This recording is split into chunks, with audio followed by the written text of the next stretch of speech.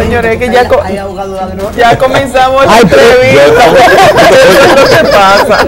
Nos acompaña doña Milagros Ortiz Bosch, presidenta de la Comisión Electoral del Partido Revolucionario Moderno. Doña Milagros, muy buenos días. ¿Ya comenzamos a hablar con usted? Como no estábamos hablando ya. Sí. Sí, a veces los dueños del piso, que son los que mandan aquí, ¿verdad? Creen que uno no tiene amistades con ustedes. A veces para pelear.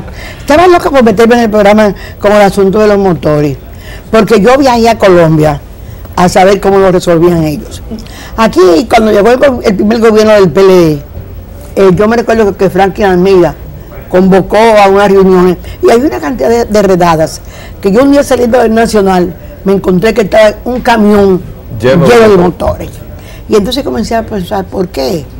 Bueno, primero, no tenían cómo registrarlo, no tenían, estaba la oficina de registro no tenía el documento para llenarlo.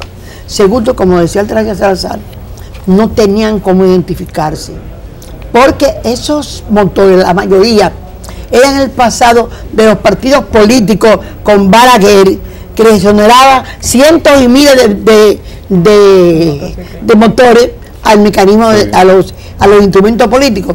Y aquí venían, los traían los que los importaban por piezas y los armaban aquí sin registrar. Una de las cosas que yo asistí a esa mesa. Yo les llevé como en Colombia tenían el mismo chaleco, el mismo casco, con el mismo número, los colores, lo que significaban y cómo se organizaban. Hablé con los motoconchistas y estaban dispuestos a organizarse.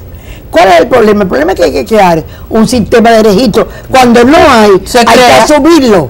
Y yo le pedí a ellos. Hay que trabajar, y eso es lo que no se quiere hacer aquí. No, pero tenemos que exigirle a los que tienen que trabajar que trabajen. Claro. No es culpable el que no recibe el sistema. Una persona de motoconcho, algunos han robado, y robado ya tú sabes por qué. Claro. Te digo en otro tema parecido, pero en realidad a la gente hay que facilitarle cómo resolver las cosas. Claro. Un muchacho pobre que se quedó fuera del trabajo de la zona franca, se encaraba en una cosa de esa y vive. Entonces usted organiza eso. Es una falta de políticas públicas para resolver problemas. Me quería meter en el programa de ustedes. Sí, no, pero vamos a entrar al tema suyo, que es el que está sobre el tapete ahora. Este proceso de selección de los candidatos del Partido Revolucionario Moderno, después de un proceso el año pasado, que caramba, con todas las luces, cuando usted vino, lo recordamos aquí, un proceso que fue intachable para la selección de su candidato presidencial. Y luego de estos, no hemos quedado esperando ese proceso de convención interna. Han venido muchos candidatos que habían dicho del año pasado que no, que iba a una convención interna para seleccionar, que no iban a cometer los errores de los mismos. La política es algo cambiante. Claro. Tú puedes estar aquí, venir sin paraguas y darte cuenta al salir que necesitas un paraguas. La verdad es que yo puedo decirlo con propiedad, que estoy viviendo, porque yo me dediqué toda la vida a defender el derecho del militante, la democracia, que es su base.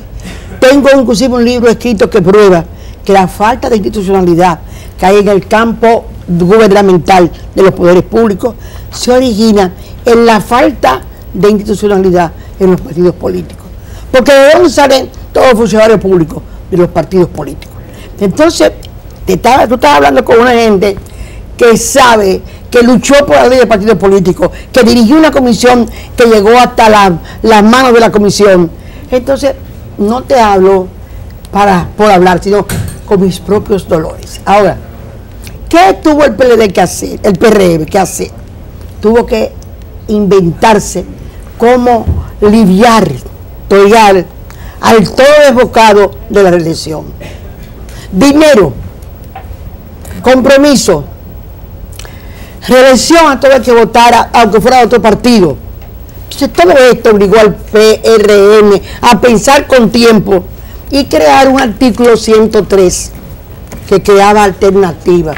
Primero porque estábamos desangrando en las primarias a gente que tenía que enfrentar terriblemente al dinero de los corralitos. Aquí hay senadores y diputados que han recibido millones durante los 6 años que están en el poder. Bueno. Y lo que debemos poder luchar Y esa es la democracia, con una gente del pueblo cuyo mérito es servicio social o preocupación por el cambio, o a veces pensar en la misma sinvergüencería. Entonces, en ese sentido, el PRM, previendo, igual como previó su registro de partido, que no fue a coger firma, no lo pasó como a menú, no lo pasó así, y al mismo Guillermo Moreno tuvo que esperar mucho tiempo. Nosotros le buscamos la vuelta y nos aliamos o nos asumimos a través de otro partido y estuvimos más a tiempo en la lucha fundamental. En ese caso se escribió el artículo 103. El artículo 103 y está en los estatutos, estos son los estatutos. ¿Ustedes lo mandaron a la gente de la Junta? Creo que hay que mandárselo, buena idea. De regalo. El artículo 103 dice claramente lo siguiente. Dice aquí, ¿lo puedo leer? Sí, claro. Ojalá que lo vea, porque no me siga. Bueno, modalidades de elección de candidatos. Para la elección de los candidatos a cargo del directivo y de elección popular, a que se refiere el presente capítulo, el partido utilizará una o varias de las modalidades indicadas a continuación en el siguiente orden de prelación. El voto universal, el primero. Los resultados de encuestas. Segundo, los acuerdos partidarios. El cuarto, el consenso entre las direcciones nacionales y locales. La consulta de la dirigencia y la reserva de candidaturas. Pero el párrafo de abajo dice, el que no leyeron, dice, párrafo, aprobación de modalidades. Las modalidades a aprobarse, a utilizarse, serán aprobadas por la Comisión Política del Comité Ejecutivo Nacional. Si usted estaba en una convención y de repente, o una consulta, se ponían de acuerdo la dirigencia, tenía que escribirle a la dirección, y la dirección le aprobaba ese mecanismo que iba a utilizar. Como comisión organizadora, yo solamente recibo el cambio de lo que está aquí cuando la dirección me manda a decir, como por ejemplo en Nueva York hemos acordado por unanimidad el cambio de metodología. Entonces, ese párrafo. Se produjeron además de Nueva York otros casos en que las dirigencias locales decidieron el cambio de metodología. Van a producirse, Altagracia, van a producirse, porque de cualquier manera nunca hemos descartado del todo esa situación. Hay casos en que puede producirse, aunque, ¿qué pasa? Vamos a hablar de lo que pasó del PLD. El PLD creía que el virus de la cultura política es un fenómeno que les toca a ti, pero no a mí, según ellos. Te va a pasar a ti, tú vas a tener un herido, tú vas a tener un muerto, tú vas a romper una silla, pero a mí no, yo no. A mí Juan Bosch me disciplinó, porque al fin y al cabo no fue educación política, fue disciplina, y lo pruebo donde quiera. Entonces, ¿qué pasó? Nosotros en ese sentido optamos claramente por un camino de vencer y alternar dificultades. Así que todavía eso está en proceso. La de Nueva York se acaba de aprobar hace apenas una semana. Pues entonces, ¿cuándo se incluyó ese artículo nuevo, el 113? El día 30 de enero del año 2015, cuando se aprobó el partido. Okay. Y se aprueba también que en caso de convención se crea una comisión especial que regula o que vigila la aplicación de la regla. ¿Cómo va a vencer si lo que ha decidido el PRM y tiene validez política es ir sorteando sus obstáculos? ¿Cómo va a sortear el obstáculo de que un tribunal electoral le ha impuesto un candidato en probablemente una de las principales plazas políticas, luego de que usted como presidenta de la comisión electoral haya anunciado los resultados de una encuesta que en este caso eran la metodología usada? Pero encuesta, debo decir que los derechos no es de un candidato, los derechos a la igualdad es de todos los candidatos. Eso es una cosa muy importante.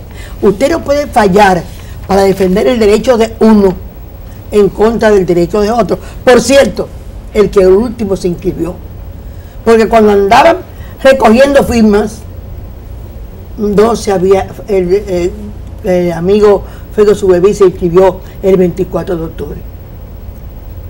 Ya los otros habían corrido mucho tiempo. Entonces, el mismo sentido común indica que las mismas contradicciones que se ven en la sentencia, nosotros creemos que es inaceptable. En primer lugar, inaceptable desde el punto de vista político, desde el punto de vista de las masas, desde el punto de vista de la organización, de todos los métodos. Para nosotros es inaceptable. Es inaceptable no porque sea feo, sino porque hay que publicar en la prensa una elección, un momento de elección. Usted tiene que hacerlo público. Usted no puede hacer eso. Confirma en una asamblea en cuyo local, que era el Instituto Peña Gómez, caben solamente 50 personas.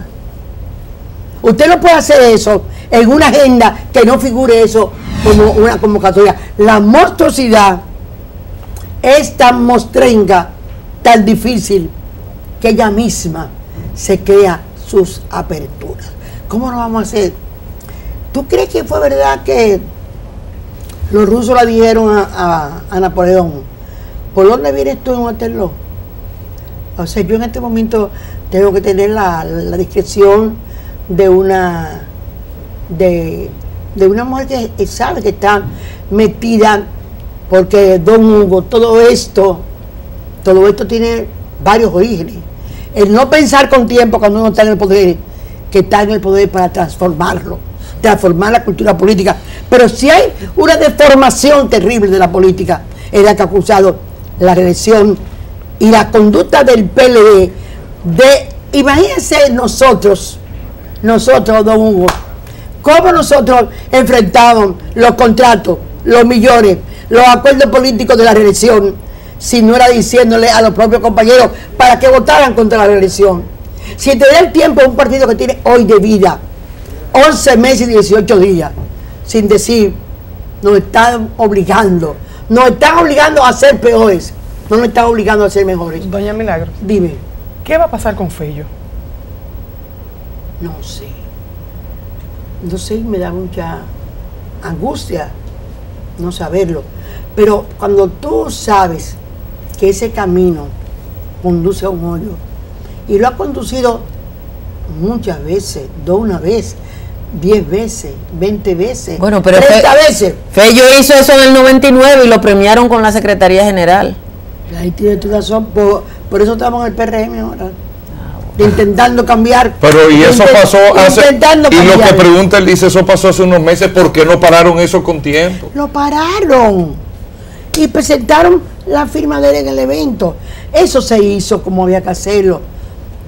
Cuando se les dijo que eso no era una atribución de la comisión organizadora, sino de la dirección nacional.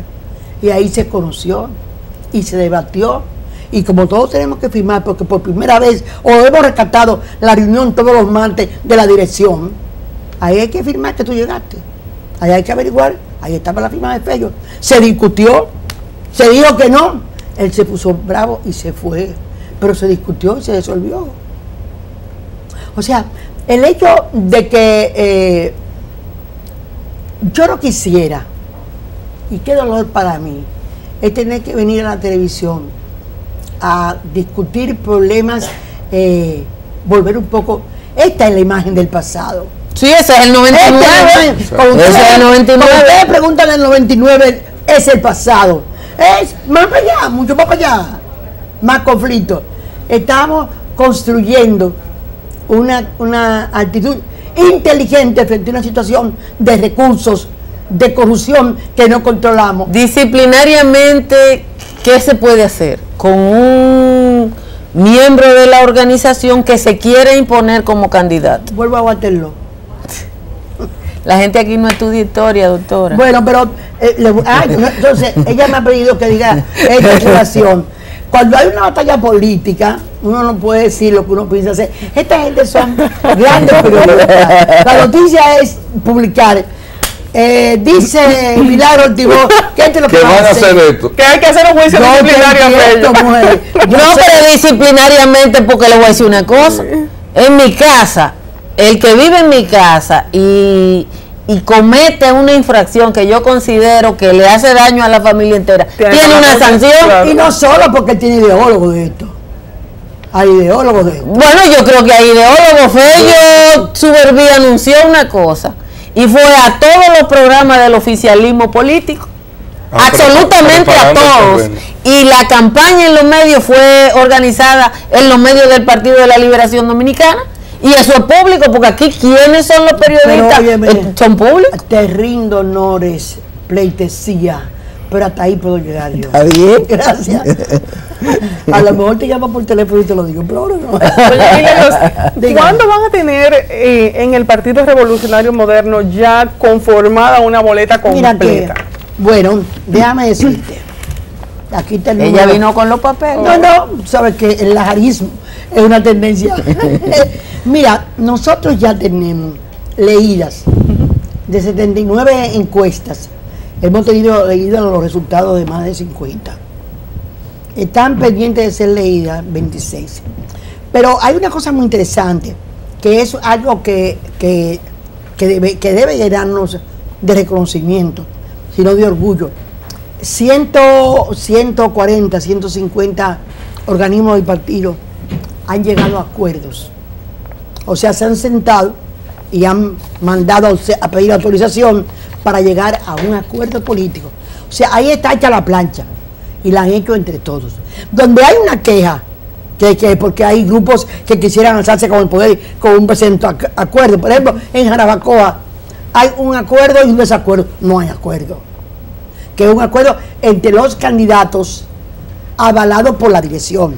Fíjate bien, no es cualquier acuerdo con esa característica.